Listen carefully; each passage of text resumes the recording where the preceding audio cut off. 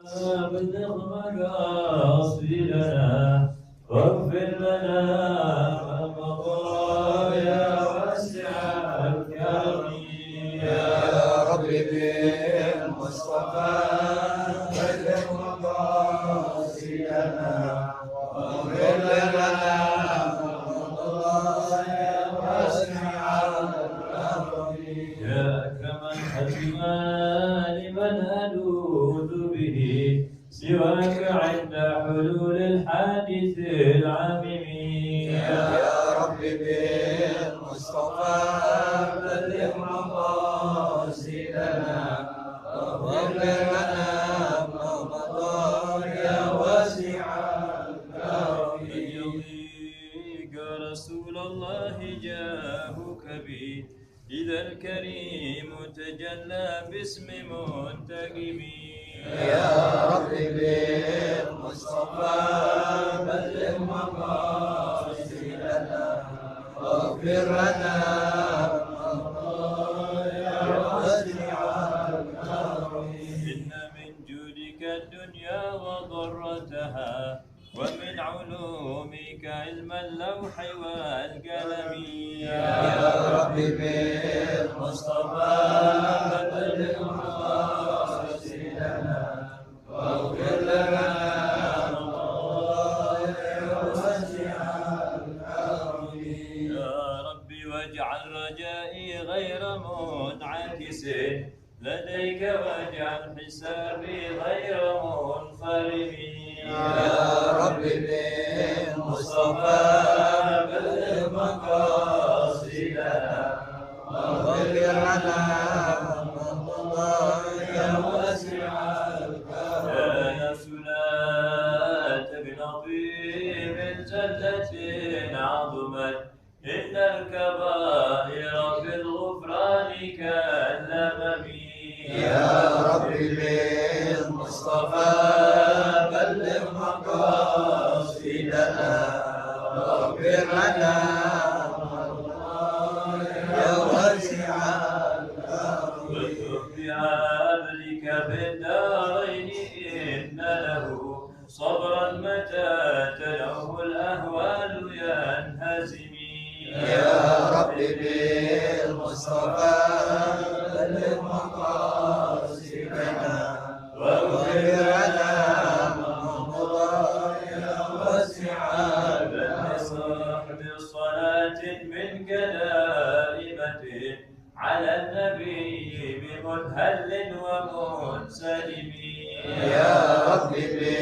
بالمصطفى بلغ مقاصدنا واغفر لنا ما مضى يا واسع الكرم عدمات الباري ريح صبا وأفرب العيس حال العيس بالنغم يا رب بالمصطفى بلغ مقاصدنا واغفر لنا ما مضى يا واسع الرضا عن أبي بكر وعن عمر وعن علي وعن عثمان ذي الكرم يا رب بالمصطفى بلغ مقاصدنا واغفر لنا ما مضى يا واسع الكرم ثم التابعين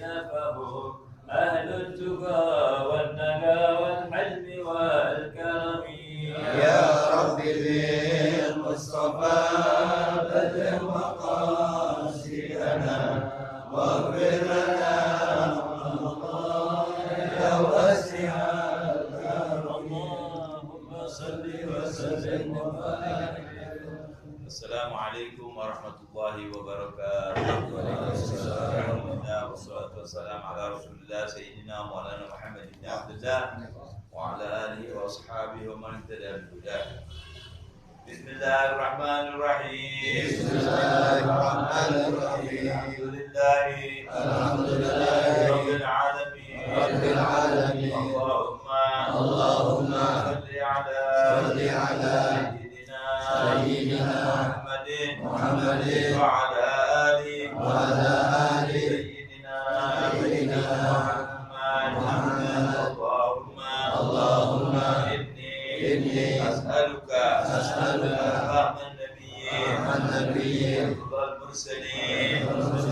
وإلهام الملائكة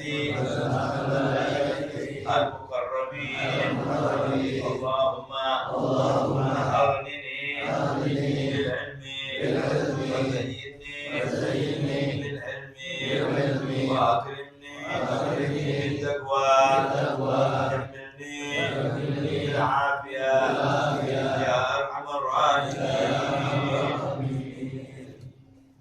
Hadirin yang berbahagia, alhamdulillah Allah panjangkan umur kita. Amin. Kembali pada malam ini.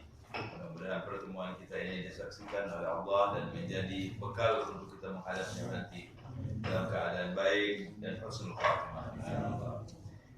Bacaan kita kemudian disawi kita masih tetap dalam apa yang dibicarakan, apa yang diucapkan oleh Maulana Imam Syafi'i radhiyallahu anhu. Terakhir yang kita baca adalah Bismillahirrahmanirrahim. Alhamdulillahirabbil alamin wassalatu wassalamu ala asyrafil anbiya'i wal mursalin sayyidina Maulana Muhammadin wa ala alihi wa sahbihi wa man ittaba bi hadihi ila yaumiddin. Qala al-mu'allif rahimahullahu ta'ala man kana fihi thalathu khisalin, ini kan Syafi'i ya. Faqad akmal al-iman. Siapa orang punya 3 perkara ini berarti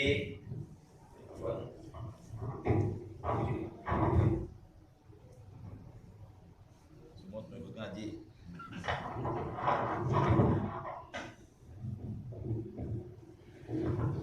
Berarti ia telah menyempurnakan imannya atau sempurna imannya. Yang pertama, man amara bil ma'ruf wa atamara bihi wa nahaa 'anil munkari wa intaha anhu wa hafadha 'ala hududillah ta'ala. Ketika orang itu bisa amal ma'ruf, kemudian dia sendiri mengamalkan ma'ruf itu, tidak hanya sekedar memerintah, dan mencegah kemungkaran, dia jauh dari kemungkaran tersebut. Itu yang kedua. Yang ketiga, orang-orang yang menjaga hak-haknya Allah, batasan-batasan yang diberikan oleh Allah, dia tidak terjang. Zina dilarang, zina. Curi dilarang, tidak mencuri. Khianat dilarang, tidak berkhianat, dan seterusnya. Orang ini imannya sempurna. Mudah-mudahan kita orangnya. Amin. Selanjutnya beliau berkata, man sami'a bi udhunihi shara hakiyan. Ketika ada satu majelis, baik itu dari guru atau dari kita sedang ngobrol atau orang berbicara empat mata dengan kita, ketika kita mendengar dengan kuping kita, Anda sudah punya gelar. Siapa bisa menceritakan apa yang terjadi tersebut? Hakian. Dia bisa menceritakan. Masalah kita bertemu, Anda cerita apa nih? Cerita soal ekonomi. Antum dengar nggak jawab apa ceritanya? Ya, ngomong ini segala macam. Anda termasuk orang yang bisa menceritakan kembali. Maksudnya apa nih? Maksudnya dua, untuk yang diajak bicara dan untuk yang berbicara. Yang berbicara jangan sembarangan, karena yang diajak bicara bisa ngomong. Adapun kebenaran apa yang dibicarakan belum tentu. Dari anak A, dia bisa dirubah jadi B, bisa kan? Dari anak 1, 2, 3, dia bisa menjadi 8. Ini peringatan buat kita dan buat yang mendengar. Jadilah pendengar yang baik, terutama yang bicaralah yang baik, karena orang bisa bercerita. Orang bisa bercerita. Kalau misalnya dia begitu kan jangan sembarangan ngomong nanti. Ya dong. Orang bisa ngomong. Itu orang bijaksana tuh. Kalau orang enggak sembarangan ngomong. Dia pikirkan nih, kalau saya ngomong, ini orang ngomong lagi nggak? Karena kan yang diajak ngomong kan macam-macam. Kan dia bisa cerita nih. Yang diajak ngomongnya cerita bisa macam-macam. Kalau orangnya afif, hati-hati, nggak sembarangan dia. Kayak umpamanya ada satu magola kalau nggak salah. Kalau engkau masuk, kalau mau masuk ke satu jadilah seorang orang buta. Keluar dari rumah, jadilah engkau orang bisu. Biasanya begitu. Masuk ke satu rumah, kayak orang buta, dia lihat ini kan macam-macam tuh di rumah. Keluar bisu nggak ngomong. Biasanya orang kalau masuk ke rumah, gua masuk ke rumah si Fulan, masya Allah. Barang-barangnya luar biasa, barang antiknya banyak, perabotannya bagus. Cuma begini. Ketika keluar tuh, jadi waktu masuk dia lihat ini, dia segala macam. Betul. Kadang-kadang misalnya lagi pulang ke rumah, ini ada lemari, dibuka sama dia tuh lemari. Ada yang begitu. Selesai keluar ngomong lagi. Baik, kembali kemarin sudah kita baca. Kalau dia berbicara, dia bicara dan orang bakal ngomong kan nih. Ada orang-orang yang pandai memanfaatkan kesempatan ini. Ya orang suka ngomong nih.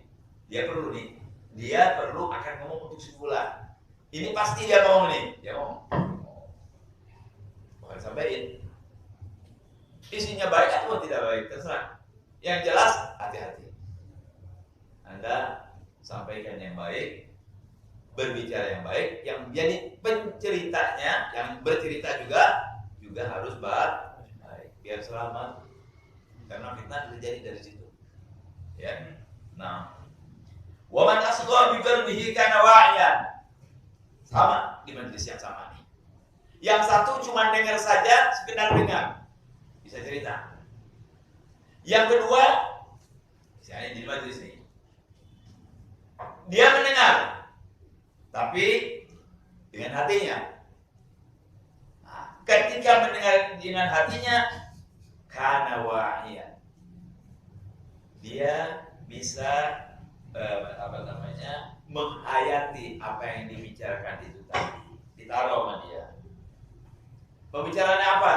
Misal, pembicaraan kita harus punya akhlak, kita harus cinta kepada orang tua, kita harus cinta kepada guru, harus jujur, ngomong jangan sembarangan, didik anak istri kita, didengerin sama dia. Dengan hatinya lagi, ujuk, nggak hanya sekedar dengar. Wahnya bermanfaat itu omongan buat dia, dan dia bisa menghayati apa yang dibicarakan di majelis ketika pembicaraan terjadi. Bagus nih orang kalau begitu. Ya, bagus. Berarti pembicaraan baik yang dia dengar ada bekasnya buat dia. Enggak masuk telinga kiri, keluar telinga kanan, atau hanya sekali cerita. Siapa ngajar? Padahal dan terus. Apa ajar lihat? Ya semuanya orang harus nahi munkar terus saya. Tapi jadi enggak. Diamalkan dulu yang dia tahu, yang dia bisa. Wah ya. Dia seolah-olah tempat, ya, dia isi itu tempatnya dengan kebaikan. Yang bagus, ya. Baik, wa man wa'adha bi fi'lihi kana hadiyan. Ini semua bisa jadi dari majlis dan keluar. Dia masuk ke satu majlis seperti ini, mendengarkan apa yang disampaikan oleh guru. Ya, yang pertama nggak usah diomongin deh tuh, nggak ada faedahnya soalnya cuma ngomong doangan, nggak dihayati itu omongan gurunya. Yang kedua dihayati omongan gurunya.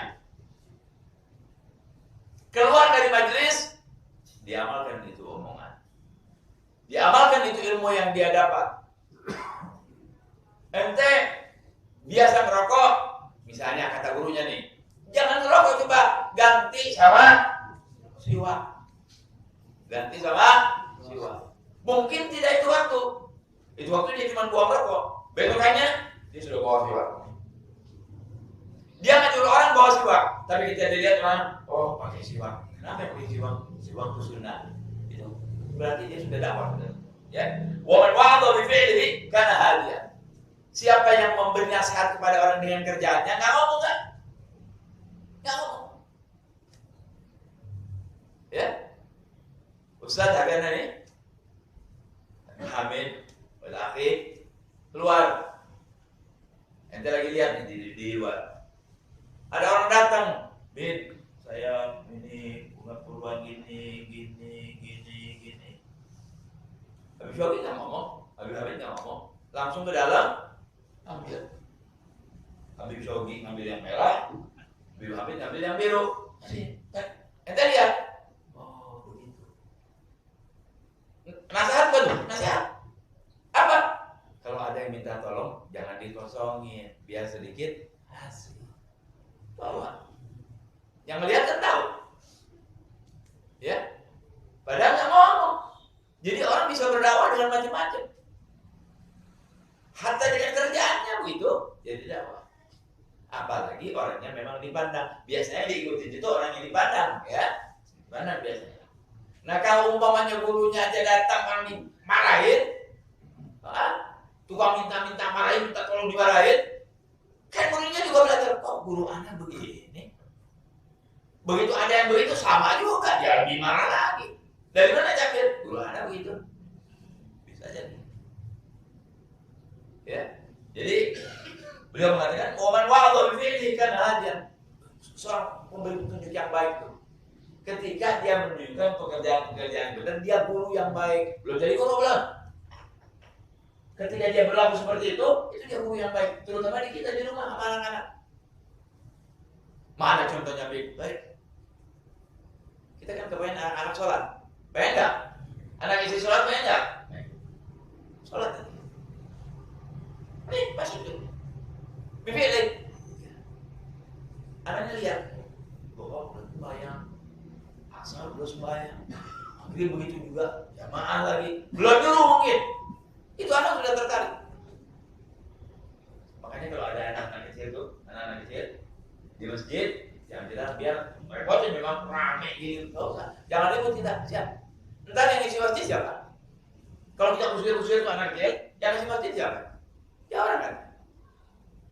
Ini hari dia ribut di masjid, tapi karena dia datang di masjid, insya Allah nanti kalau udah besar dia ke masjid. Walaupun mungkin diabatkan orang-orang seperti dia, ribut-ribut lagi anak kecil. Tapi kan dia lihat, dia ikut.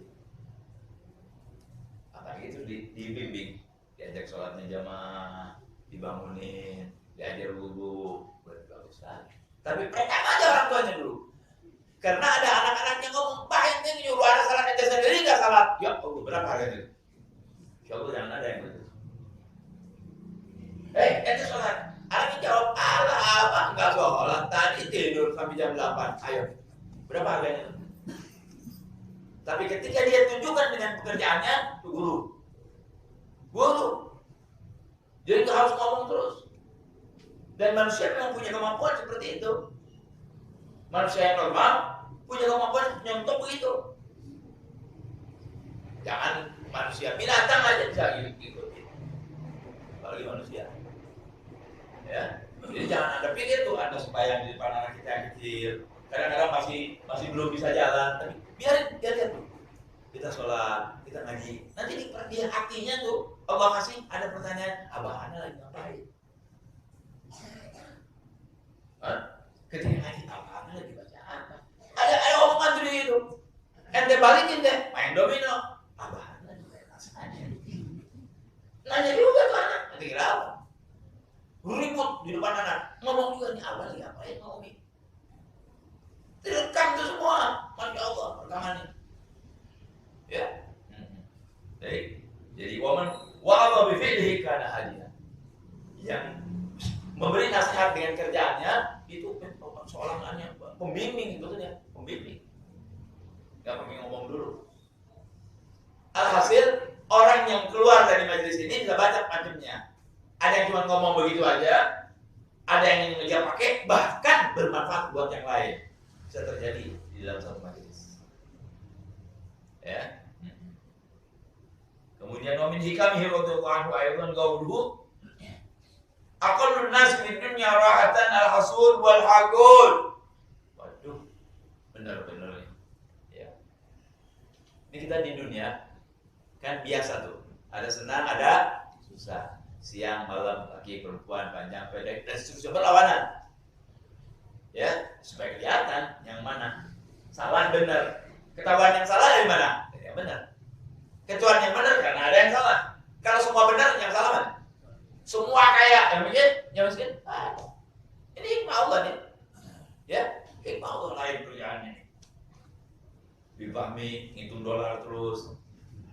Ya kan?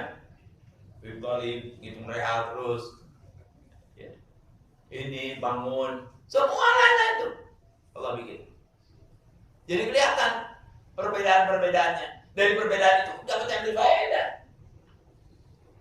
Yang nggak bisa ngebangun bisa kerja dengan yang bangun. Yang bangun juga ngambil orang untuk kerja. Yang bodoh diajak sama yang pintar. Dan seterusnya. Saling mengambil manfaat. Ini perbedaan-perbedaan ini supaya kita bisa ngambil manfaat. Baik. Ada bahagia, ada susah. Bahagia ini relatif. Ada yang bahagia banyak duitnya, belum tentu banyak. Ada yang bahagia karena cita-cita tercapai. Ada yang bahagia janda kembang dia dapetin. Banyak tuh, macam-macam nih bahagia. Orang lain-lain. Beliau mengatakan yang paling sedikit di dunia kebahagiaannya, orang di dunia punya kebahagiaan pasti. Tapi yang paling sedikit yang punya kebahagiaan siapa? Al-hasud. Paling sedikit orang. Apa tuh hasud? Menginginkan nikmat yang ada pada orang hilang, hancur, atau jangan dia yang begitu, saya yang begitu. Lihat orang kaya kesel, lihat orang cakep kesel, jangan lu yang cakep gua aja, lu biar ini bopengan, biar jelek. Nggak pernah senang. Lihat orang senang dia susah terus. Ini orang yang paling sengsara di dunia, orang yang hasud. Makanya kalau ingin hidup jangan hasud dia yang hidup. Di antaranya katanya obat untuk hasud itu puji yang dihasudi, doakan yang dihasudi. Kita lihat orang kaya, kesel hati kita. Allah, kan ini orang Islam, saudara saya. Mudah-mudahan tambah hartanya, mudah-mudahan disehatkan badannya. Alhamdulillah. Coba kalau dia susah, anak belum tentu bisa nolongin. Dia senang. Alhamdulillah ya Allah, Kau Maha Adil. Mudah-mudahan anak juga bahagia. Bahagia tuh orang, bahagia. Coba lihat, yang kaya. Kenapa jadi lu yang kaya bukan gua? Kenapa jadi ente yang beli mobil ini? Kenapa jadi ente bisa kawin anak belum bisa? Waduh terus kurus biasanya badannya. Maaf nih kalau yang kurus belum tentu ya, belum. Ya, udah kurus ya. Terus mikirin nggak benar terus pikirannya, kesal terus marah. Itu paling nggak bahagia tuh manusia. Itu apa? Yang hasud tuh. Tahu sudah hasud artinya ya? Dengki, ya, dengki. Walaupun sama, kesel aja pokoknya. Hatta nggak hasud kesel aja, nggak boleh lihat orang senang, kesel. Lihat orang rumahnya bagus, pengen ngebakar. Hah? Subhanallah. Lihat orang bahagia, senang sama istrinya. Mudah-mudahan kapan orang mati ya? Kapan senang ini orang? Nggak ada senangnya. Mungkin senangnya ada mati nanti. Nauzubillah min dzalik. Jangan syukur. Jangan punya pemikiran begitu. Kalau lihat orang kaya senang, kembali kepada Allah. Yang ngasih siapa? Allah. Ente benci sama dia, berarti benci sama siapa? Kan Allah yang ngasih itu. Allah yang ngatur. Jangan. Doain, puji, Masya Allah. Mudah-mudahan ditambah. Wadah, hilang sehat. Percuma setan yang mengganggu dia. Kalau dia seperti itu. Tapi kalau diikuti, kelas. Terus nambah tuh hasud. Kalau diikuti. Kayak mau meledak tuh, dia punya dada. Itu orang yang paling susah tuh, orang yang hasud. Ya, jangan mari. Ajak mudah-mudahan. Kita usahakan, nauzubillah, mudah-mudahan kita dijauhkan dari sebuah hasud ini. Habib Hamid bilang, memang ada orang yang ada. Memang hasud itu sifatnya orang. Dari setan ya. Dulu kan setan pertama hasud tuh, keluar dari surga. Karena hasud dan sombong. Itu kita ada sifat itu, jangan dipupuk. Gimana? Jangan diikuti kalau kita hasud. Lawan. Nanti hilang sendiri. Ya, ada pasti itu, ada sombong, hasud, itu sifat-sifat orang biasa. Tapi jangan diikuti. Selamat kita, ya. Wa adzalul zalimin li nafsihi man tawadhu'a liman yuzlimuh. Yang paling aniaya terhadap dirinya adalah orang yang tawadhu, tunduk kepada orang yang kurang ajar sama dia. Orang yang kurang ajar itu tunduk sama dia. Enggak benar. Orang ahli maksiat kurang ajar kepada keluarga ente, kurang ajar kepada ente, tunduk kepada dia. Waduh, itu zalim kepada dia. Artinya Anda harus bijaksana, harus menunjukkan siapa Anda. Kalau memang Anda benar, hadapi, ngomong. Jangan dia terus tawadhu aja. Itu bukan tawadhu, bodoh. Ya, apa? Bahlul. Ya, masa kita orang gelit ada ini kita tawadhu sama dia nggak ada. Keluarin deh tuh silap apa? Pasar Minggu sini Kalibata. Jangan tawadhu sama begitu. Galil adab sama hari mentit, galil adab sama anak itu tawadhu sama dia. Lah, bukan tawadhu. Lah, ya, jangan. Abdul zalimin yang paling zalim, Imam Syafi'i bilang bagi dirinya orang yang tawadhu sama orang yang nggak menghormati dia. Tapi sebaliknya pakai boleh. Orang yang baik, yang baik, ya, yang sayang sama Anda, yang menghormati Anda, menghargai Anda, kita tawadhu sama dia. Pantas tawadhu sama dia. Itu pasti tawadhu. Ya, memang kita nggak disuruh sombong. Disuruh tawadhu. Merendahkan diri, bukan rendah diri ini bukan dari apa namanya? Rendah diri karena apa? Apa ya?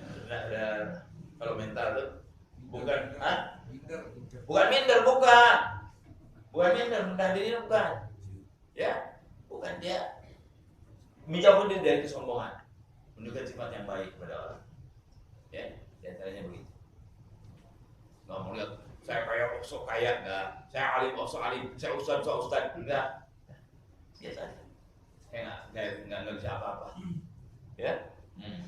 Baik. Qala wa raghiba fi mawaddati man la yanfa'u. Sama juga nih, zalim juga nih orang. Dia mencintai, menyenangi sesuatu yang enggak manfaat buat dia. Wah, senang sekali. Enggak manfaat buat dia itu kesenangannya. Ya? Misalnya nih. Dia senang luar biasa sama kucing. Misalnya, luar biasa. Ada manfaatnya nggak kucing ini? Ada. Apalagi? Catur. Tahu catur nggak? Karena jauh-jauh nih meloncat. Tapi biasa banyak di masyarakat soalnya. Senangnya luar biasa sama catur. Manfaatnya buat dia apa? Hah? Manfaatnya pagi-pagi orang diundang kasih kopi, gawa, kue, masya Allah, dodol, bulu, aja skak, setel. Di situ juga ente. Daripada sekak, setel. Ya Allah, Allahumma shalli ala Muhammad. Ketahuan manfaat. Hah? Ketahuan manfaat. Jadi kalau kita mencinta maksudnya yang ada manfaatnya dong cinta itu. Cinta sama guru misalnya kan ada manfaatnya, guru tuh ngajar ente, ya kan? Cinta kepada orang tua jelas, orang tua kita yang menghidupi kita, lahirnya mau jadi Allah, ya begitu. Orang yang baik-baik, ya kan cinta kepada istri kita, cinta sama anak, cinta sama sahabat, cinta kepada kebersihan, itu ada manfaatnya semua. Jangan cinta kepada yang gak ada artinya. Batu lah. Ini batu kalau dipakai kita bisa terbang. Terbang mana? Nyungsok ente gak ada terbang. Ya. Nah, cinta yang ada manfaatnya. Ini luas semuanya ya. Cinta kita bisa mikir. Jadi ketika kita mencinta ada manfaatnya nih. Bukan berarti kita jadi harus selalu maslahi, harus ada ngobrol dekat dengan orang. Kalau nggak ada manfaat kepada saya, nggak kasih fulus, nggak ini, saya nggak mau. Bukan itu maksudnya. Ya, jangan mencintai sesuatu, tapi atau menginginkan sesuatu yang nggak ada manfaatnya buat ente, jangan. Ente bukan ahli memimpin, orang ada cinta pengen jadi pemimpin, bukan ahli memimpin, pengen jadi pemimpin, ya, pengen jadi lurah, ente bukan ahlinya jadi lurah, jangan. Percuma dengan yang lain yang anda bisa, yang tidak ada manfaatnya, anda nggak bisa, jangan jauh dengan yang lain yang ada manfaat.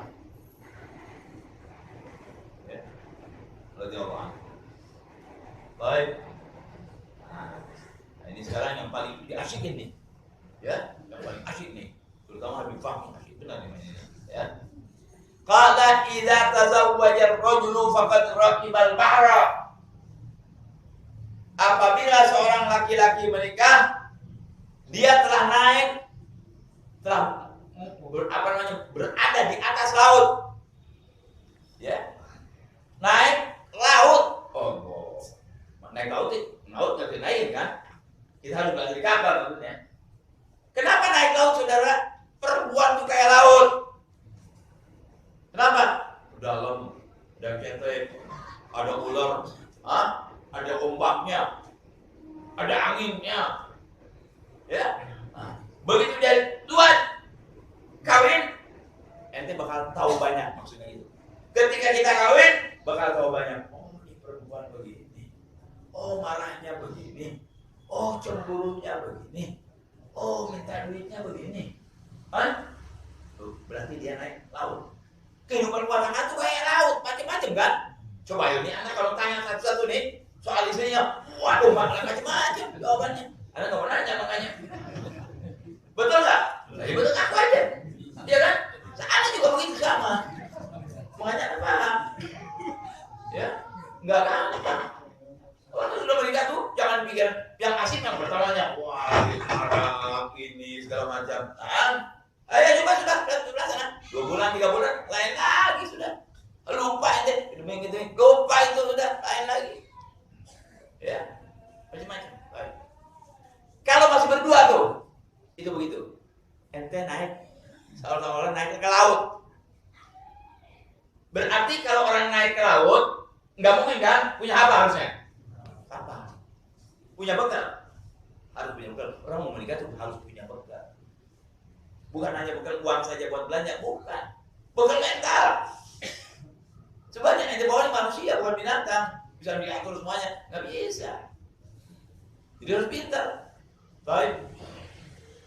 Lama-lama hubungan punya anak kan? Hasilnya pernikahan tuh. Nah, fa in walida lahu walad faqad kusiratil markab. Jadi waktu kawin Anda harus punya kapal. Begitu kawin, kapal pecah. Apa maksudnya? Lebih dahsyat lagi keadaannya. Kalau dulu Anda ngatur satu orang, si Neng doangan. Begitu punya anak, si Abdul, lain lagi. Lain lagi. Sekolahnya, jajannya, ngambeknya, nimbukin rumahnya. Kencing sembarangan. Bisa pecah tuh. Itu kapal bisa ke karam maksudnya. Lebih sulit lagi. Baik, faedahnya dari omongan ini, kalau Anda mau menikah, pikirkan baik-baik bahwa pernikahan itu bukan main-main. Banyak ujiannya, banyak cobaannya. Gelombangnya besar, kayak laut, dalam, bisa kelebok, kita bisa tenggelam. Apalagi sudah punya anak. Berarti yang bisa harus megang istri dan megang anak di tengah laut. Kayak begitu saudara-saudara. Nggak gampang. Anda pasti mengalami. Anda pasti benar kalau udah nikah begitu. Ya, mau dibilang gimana? Juga tahu sama. Ya, emang begitu. Macam-macam. Nggak ada mulus, terus nggak ada. Dan merasa mulus terus nggak ada. Nggak ada. Belum pernah terjadi itu di rumah tangga mulus terus. Nah, kalau Anda belajar begini kan Anda paham sekarang. Begitu saja dia tapi belum ngomong begini. Udah. Terus kita harus gimana ambil jalannya? Mesti sabar lagi. Oh, ini masalah si anak selesaikan. Memang ini hari mana benar. Kita nggak boleh merasa benar terus.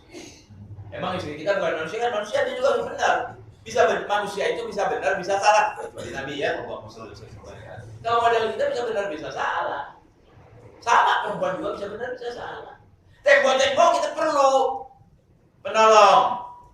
Cari penolong yang baik kalau di dalam rumah tangga itu. Kalau ente mau cari penengah di dalam rumah tangga, jangan yang ngaco orangnya, yang baik, yang betul-betul paham, yang betul-betul adil. Ente kalau ada keributan rumah tangga, jangan sembarangan cari orang, jangan. Ya, kalau sembarangan cari orang, tuh kapal bukan jadi benar, tambah kelebok saudara-saudara. Tambah. Masuk kita ada ini ya, masalah dengan keluarga ini, misalnya. Ya, datangnya satu orang.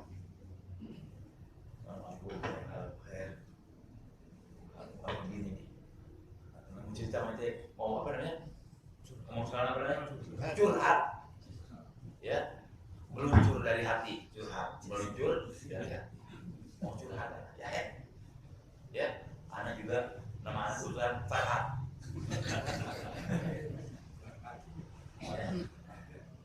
Apa? Mau ini dari mana gini. Waduh, lu kan laki-laki, ya. Jangan pusing-pusing, ceraiin, kawin lagi. Ini gila. Ini jangan datang lagi model gini nih. Ini kapan tambah rusak kalau begini? Enggak, jangan begitu, jangan. Ente datang ke seorang yang baik. Kenapa? Hari ini salah. Perempuan ini lagi ada roti. Mungkin ente ada salah, cuma caranya begini. Ayo salah dulu. Nanti anda melihat hasilnya bagaimana. Nah, yang begitu kita datangin. Kalau yang kayak model tadi, jangan. Lagi lu dah. Hebat amat, perempuan banyak. Bukan, kita manjur. Ya, nggak bisa begitu. Kembali saudara-saudara, jadi orang yang akan menikah harus berpikir baik bahwa terjun ke dalam pernikahan seperti terjun ke laut. Apalagi kalau sudah punya anak tambah lagi. Ya. Jadi Anda harus siap. Siap apa? Siap pelampung. Siap pelampung, siap bekal, siap kapal, siap dayung, siap senjata kalau ada apa-apa. Nah itu bagi orang yang akan menikah. Tentunya Anda paham, ya, dalam hal ini. Nggak begitu aja orang mau kawin, kalau bisa kawin gitu aja sih, masya Allah, ya. Nah, enggak kan? Nah, baik. Qala radhiyallahu ta'ala anhu, "Idza wulya akhuka wilayatan farda minhu bi ushril wudi alladhi kana laka qablaha." Nah, sekarang nih pas. Terjemahan bebasnya ya. Apabila saudaramu diangkat jadi pemimpin, ridholah engkau dengan cintanya yang dulu kepada kamu 50 jadi 5. Kalau temanmu diangkat jadi pemimpin, relalah kamu dengan cinta dia yang tadinya 50 kepada kamu cuma jadi 5. Bagaimana modelnya Bib? Sekarang sebelum jadi pemimpin dekat dengan dia, apalagi dia punya kemampuan. Istilahnya sekarang itu kalau menjadi pemimpin tim sukses. Ente begitu sudah ngomong sana ngomong sini, wah jangan aja uang keluar segala macam mungkin demi untuk dia jadi supaya jadi pemimpin. Begitu udah jadi pemimpin, biasa datang ke rumah ente tiap hari. Begitu diangkat jadi pemimpin, syukur sebulan sekali dia datang ke rumah ente. Benar kan itu? Ayo nih pemimpin. Jangan dukung.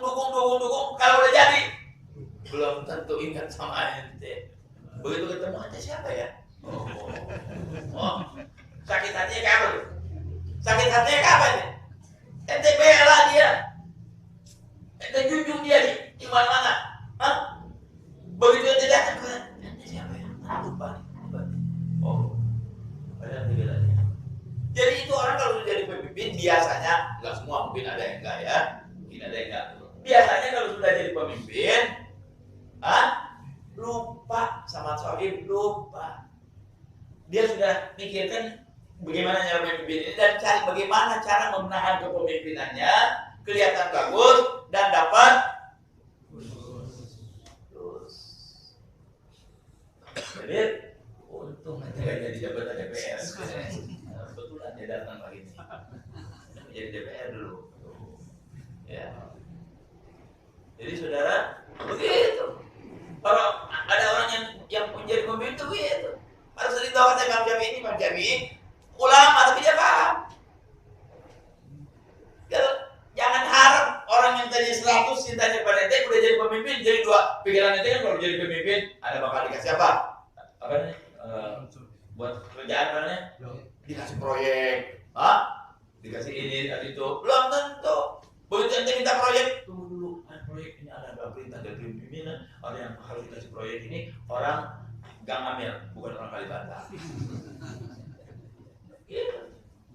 Begitu saudara-saudara. Itu kebanyakan begitu. Makanya jangan apa? Jangan toh-tohan sama pemimpin lah, belum tentu. Paling begitu. Imam Syafi'i dari saking pandainya saudara. Dari saking pandainya Imam Syafi'i. Maaf ya, karena tunjukkan salah satunya di atas. Ada satu orang berbuat tidak baik dengan anjing. Berbuat baik dengan anjing. Dia main dengan anjing. Begitu main dengan anjing, nggak bisa keluar. Hah? Bingung dia, gimana nih? Ada anjing. Udah jelas dosa. Hah? Oh, itu jangan Imam Syafi'i. Akhirnya dibawa. Tanya. Jadi memang ada satu orang, dia zina dengan anjing dan nggak bisa lepas. Gelkef. Gelkef kata Imam Syafi'i. Tarik kupingnya, nanti lepas dia. Tarik kupingnya, lepas. Mestinya gimana? Mestinya gimana? Terima kasih Imam, jazakumullah. Dari kurang ajarnya, oh rupanya itu udah biasa ya Mas. Ayo. Dia udah kasih tahu nih. Tapi Imam Syafi'i bukan anak kecil. Dijawab lagi, aku belajar ini untuk kamu dan orang-orang yang seperti kamu. Binatang kamu. Sudah dikasih tahu bukan terima kasih, malah ngomong yang enggak. Dia bilang, aku belajar ini untuk kamu dan orang-orang yang seperti kamu, yang seperti binatang. Imam Syafi'i luar biasa sudah. Bukan ilmu dunia saja, dunia wal akhirat semua. Ya. Ya, begitu. Baik. Kita lanjutkan. Qala man wuliyal qada'a wa lam yartaqil fa huwa lisun. Gimana nih omongannya? Mau terjemahinnya gimana nih? Mau terjemahinnya gimana? Alamin dulu deh. Bang Aus. Ada menerjemahkannya gimana nih omongan? Sekarang beliau mengatakan barang siapa diangkat jadi pemimpin enggak fakir, maling dia. Ayo. Siapa yang mau kita sebutin ini? Barang siapa yang diangkat jadi pemimpin enggak miskin, maling dia. Sekarang yang jadi pemimpin, kalau jadi pemimpin, waktu jadi pemimpin pakai bakia. Begitu saat jadi pemimpin, sendalnya jadi ganti layak kulit. Sebulan emas. Biasa naik ojek, pakai Harley Davidson. Rumahnya gubuk, roba, minimalis. Ada mobil. Mainannya bukan lagi di pasar Jatinegara, saudara. Di GI, Singapura. Di sini Imam Syafi'i bilang, siapa yang diangkat jadi pemimpin enggak fakir, dia maling. Beliau ngomong begitu. Maksudnya, saudara, bukan beliau menuduh pemimpin itu semuanya maling, bukan. Artinya orang yang jadi pemimpin itu harus berkorban. Harus berkorban jadi pemimpin itu. Enggak enak-enakan duduk. Kalau sekarang dia kadang-kadang harus kembali modal. Jadi gubernur harus kembali modal omongannya. Kenapa? Karena waktu pemilihan dia perlu duit banyak. Kalau jadi pemimpin benar bukan begitu, dipimpin oleh orang yang betul-betul jaga kepemimpinan. Bukankah Sayyidina Umar atau siapa? Gak, saya bingung. Saya takut kalau ada tikus mati di mana Syria sana. Dia di Madinah, dia nggak tahu itu kenapa tikus itu mati. Tikus yang mati. Kalau itu, mananya gitu, seperti itu. Dia takut ada binatang mati, kelaparan, apalagi manusia mati kelaparan. Ada nggak pemimpin yang begitu? Jadi pemimpin itu maksud beliau, pemimpin itu harus berkorban. Jadi jarang yang jadi kaya kalau pemimpin benar. Sayyidina Umar masuk ke satu tempat, ke Konstantinopel, ke Baitul Maqdis, bajunya tombak kambing. Umar bin Khattab, ahli jannah, mubasysyir bil jannah. Pemimpin besar seperti itu sudah. Dijahit-jahitan. Sampai heran tuh orang yang ini pemimpinannya. Sekarang mana ada pemimpin yang begitu? Mana ada pemimpin yang begitu? Ente belum datang sudah disterilkan. Pakai pala. Oh. Polisi udah nunggu. Intel udah nunggu. Dia gua pukul udah nunggu. Padahal ada jagoan malaikat yang nggak lihat. Dia pikir dia sama sekali. Ya. Harus ada begitu. Seperti itu sih. Bagi Allah Ta'ala. Ya. Dia bilang apabila saudaramu, ya, maaf, apabila ada yang diangkat menjadi pemimpin, nggak miskin, dia mari. Minimal dia susah. Minimal mikir. Tadi mikir cuma keluarga. Begitu jadi pemimpin, kulku masuk dan rakyat. Berapa RT yang ente bikin? Ente pikir.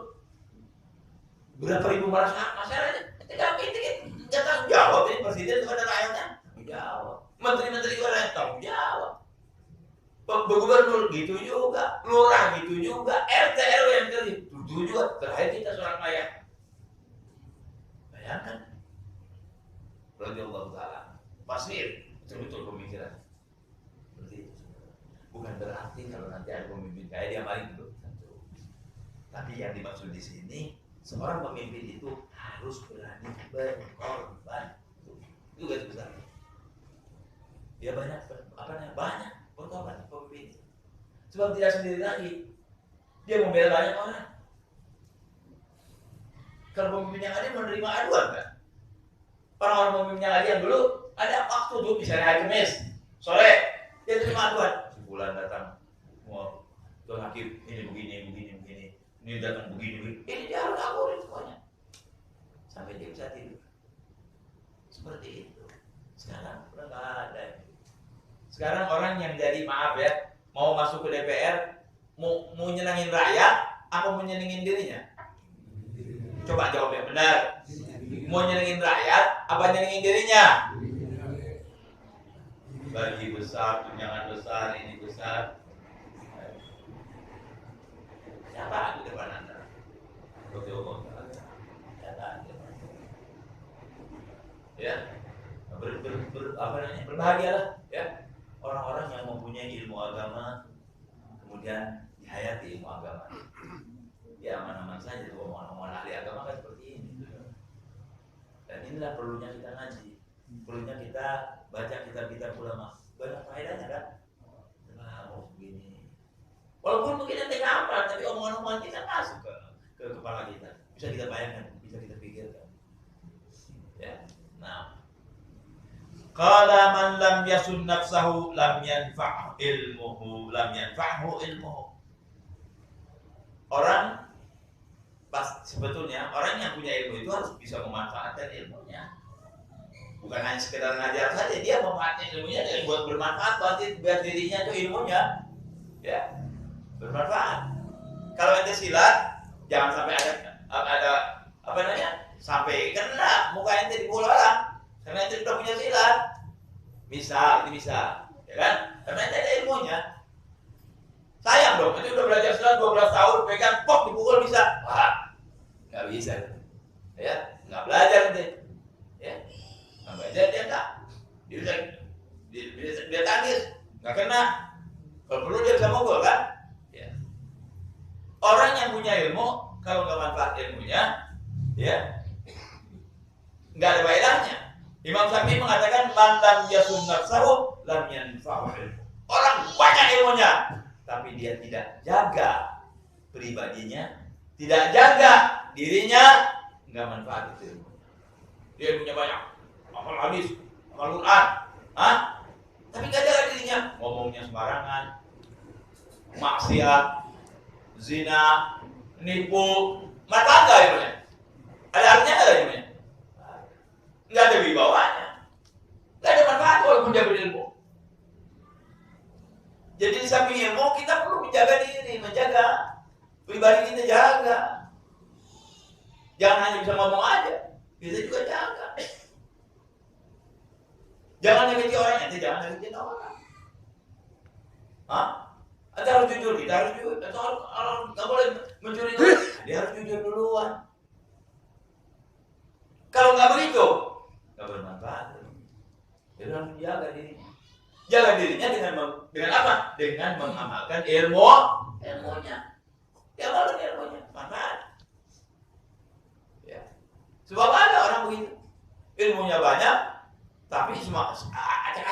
kehidupannya. Kenapa? Karena dia nggak jaga dirinya. Jadi orang wajib menjaga dirinya. Baik dia itu alim ataupun tidak alim, wajib menjaga dirinya. Anda akan terhormat. Orang yang menjaga dirinya dari maksiat kepada Allah tentunya yang pertama, dan hal-hal yang tidak baik, dia akan terhormat, akan dihormat oleh orang, akan dihargai oleh orang. Ya. Dengan gitu aja orang akan menghargai. Apalagi dia memang orang baik, orang bagus, amalannya bagus, masya Allah. Diterangkan lagi. Ya. Nah, baik.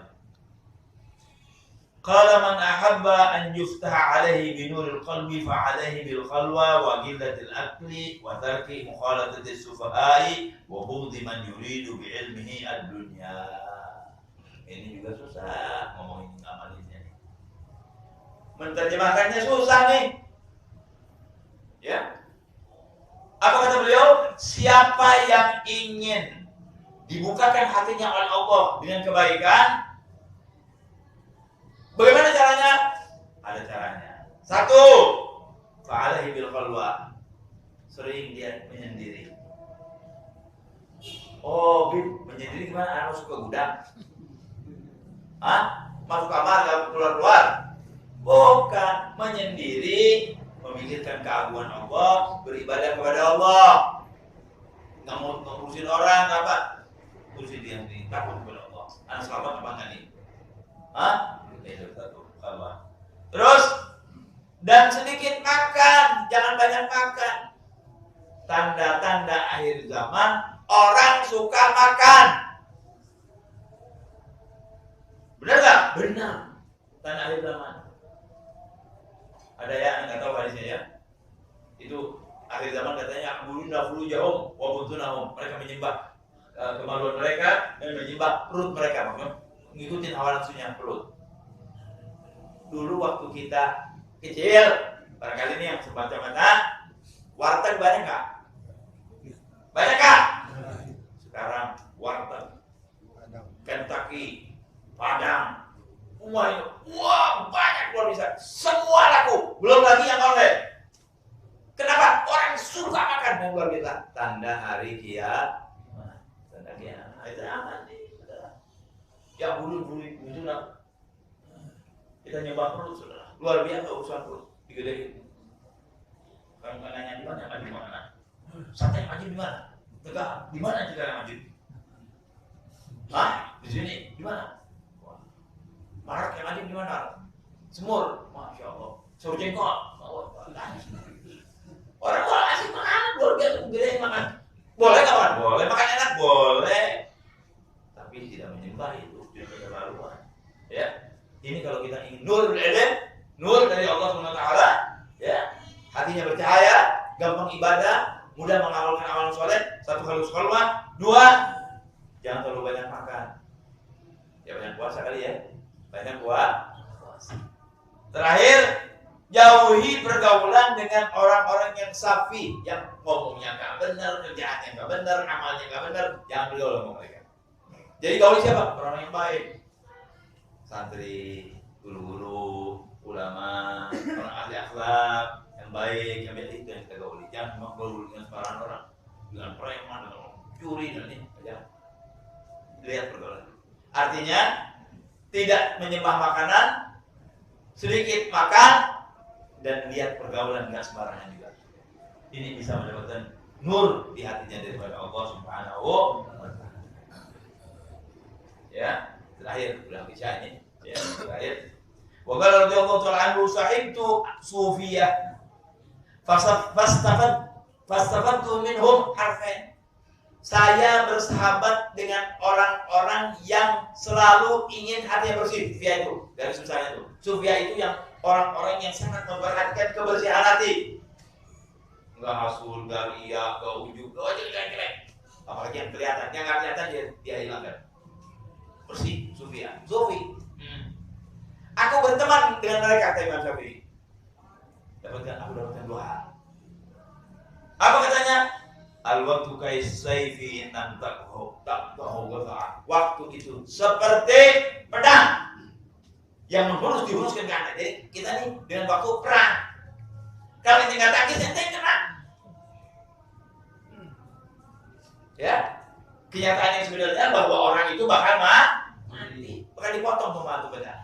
Waktu seperti pedang berharga sekali itu waktu dan berbahaya kalau digunakan. Maksudnya kalau tidak digunakan itu waktu dengan baik berbahaya sekali. Buat siapa? Buat ente. Karena nggak datang 2 kali kesempatan. Ini hari ente datang, belum tentu minggu depan datang, ya kan? Belum tentu minggu depan. Bisa kemarin lagi belum tentu. Ya, belum tentu. Jadi waktu itu sangat berharga. Hargai itu, yang dibuang percuma. Ya. Waqtul isma Allah tajid. Nah, ini maka kata-kata sebenarnya. Hikmah yang paling berarti itu kalau ente ingin sesuatu, ente tidak berhasil, tidak mendapatkannya. Itu hikmah besar. Kenapa? Jadi berpikirnya, kenapa saya nggak dapat? Kenapa kok saya nggak bisa? Kenapa kok saya nggak sampai berpikir? Pikiran-pikirannya yang baik menyebabkan itu jadi ilmu buat dia. Hati-hati itu. Waktu seperti pedang. Ngajar maghrib sampai isya. Anak kalau enggak kena pedang dong. Berhenti. Wassalamualaikum warahmatullahi wabarakatuh. Takut dengan pedang itu. Ya. Ayo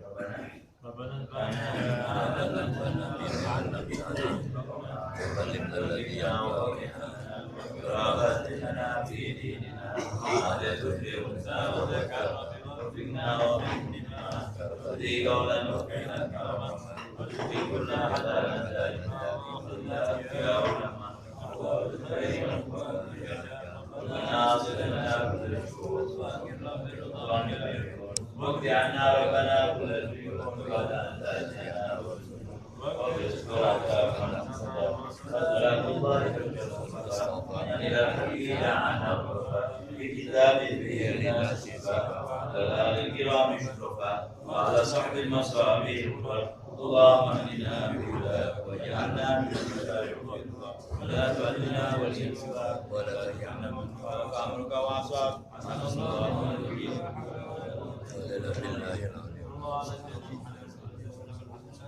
kurang lebihnya saya mohon maaf, mudah-mudahan ada manfaat. Assalamualaikum warahmatullahi wabarakatuh.